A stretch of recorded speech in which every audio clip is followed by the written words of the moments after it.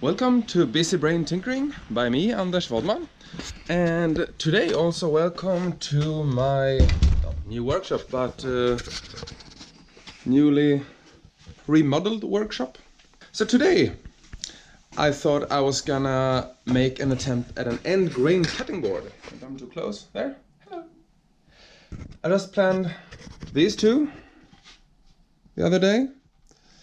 Two birch boards and add a little, I think a little elm.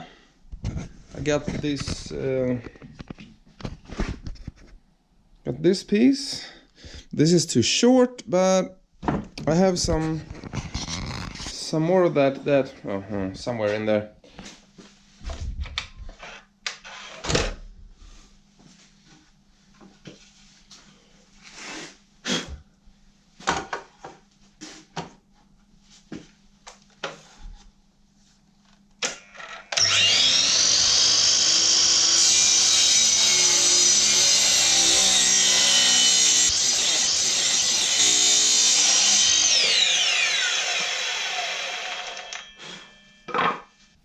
Here I'm marking the ends of the boards to be able to keep track of its orientation once I've cut it into strips.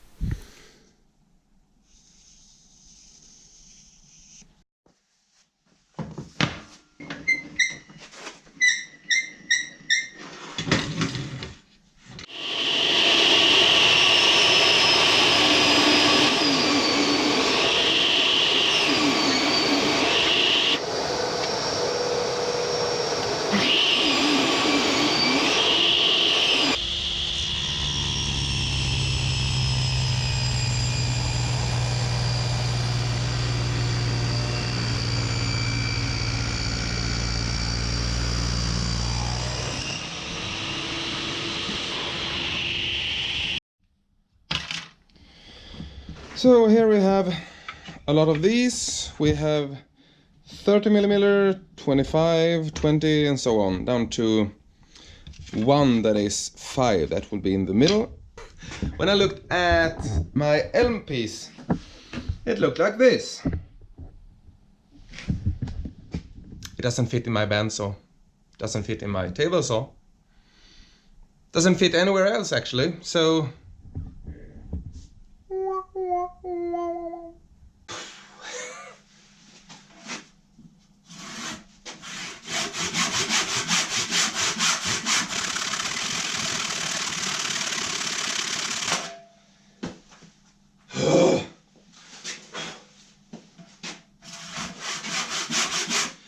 and it smells like shit.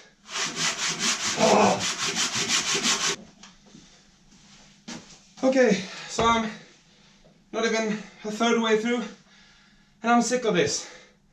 So I'm gonna take my chances.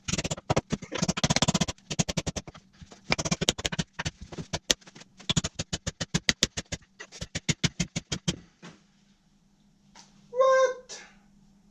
I don't know if you can see this, but if you can, you see where that crack is going? I'm splitting it this way. And I sound like Colin Firth.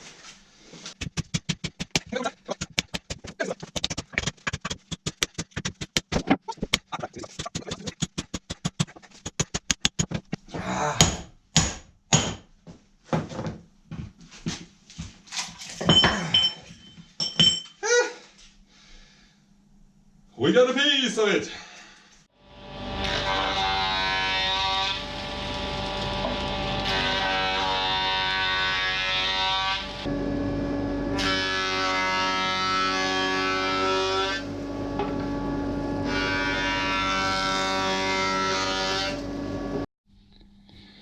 Now, we have 9 pieces of 8.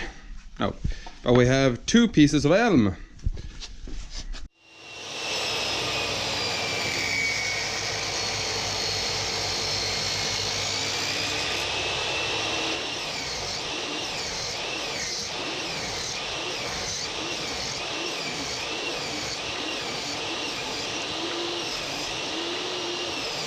As you can see here, I've flipped every other strip upside down. That way, after I've glued it, it won't turn and warp so badly. Also between these I'm gonna put the elm strips. Jingle bells, elmwood smells, birches nice to cut.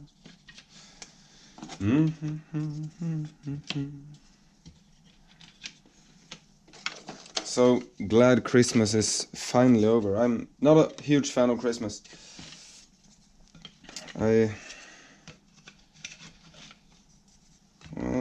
Oh, isn't that perfect?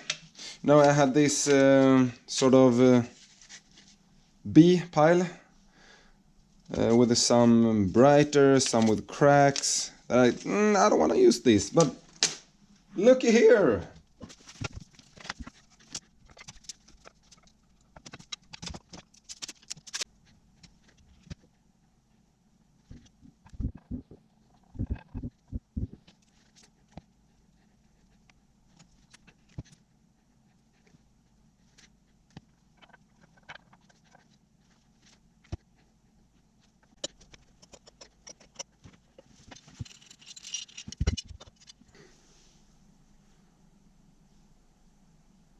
Nice.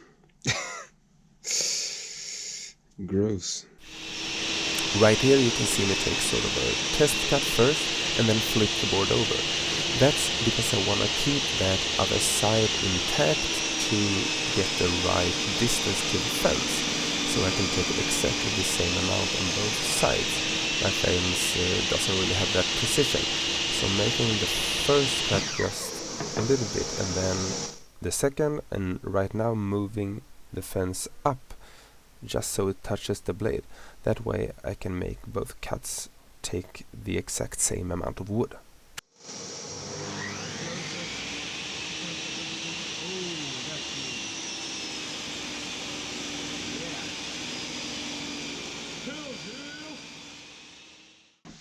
Hopefully this will now fit in my planer. Ooh, that's not even half a mil. But it goes through.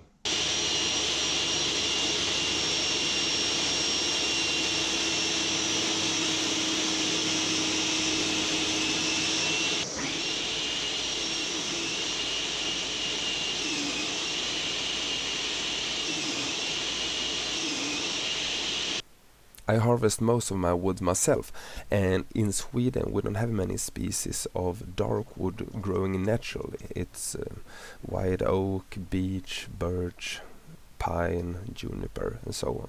So this elm is sort of my newfound love. Right here you can see I'm clamping on these edge guards. I saw those on the bandsaw, just sawed an S shape through it, and now I'm using both sides to offset the strips in the cutting board, and hopefully they'll give me a nice shape or a pattern to it.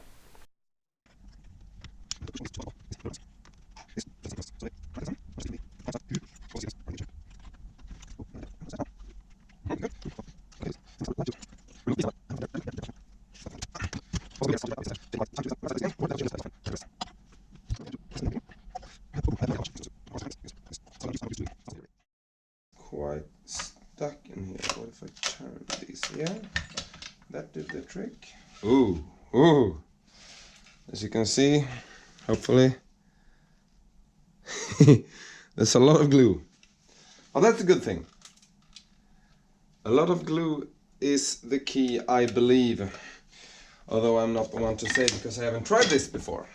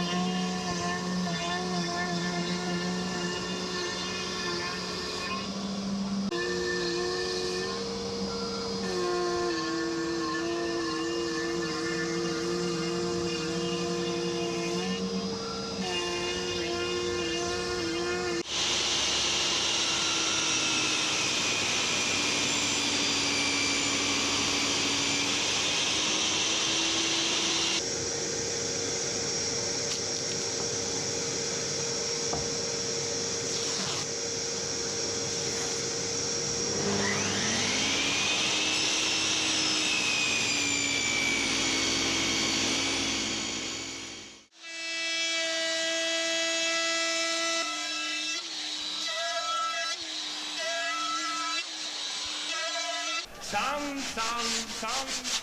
grus och stoft, vilket jävla land i öken. Öken. Jag tänkte, det blir väl bättre runt köken, det är fan ännu mer öken. Since this is going to be a cutting board, I don't think I need to go any lower than 240 grit. So I plan on putting what's it called? Some sort of oil. I know it in Swedish what it's called, but paraffinolja.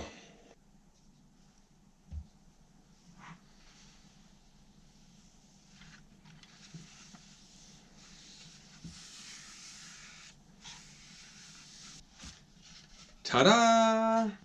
This is now sanded and done, and I've put 2 layers of oil on it, and also I've given it to my wife, and then I stole it back to shoot this last. Let you take a peek of it, sneak peek, and I'm quite happy with it. It turned out almost as I had imagined. A lot smaller though, because I started with 6 times the wood that I hold in my hand, approximately. So I'm gonna return this to my wife. Thanks for watching, and I hope I haven't scared away any of you. English is not my native tongue. I'm Swedish. Thanks you guys for watching, and I hope you will come back for my next video. See ya! So also, down there I think, you have my Instagram. You're very welcome to follow there. Thank you. Bye.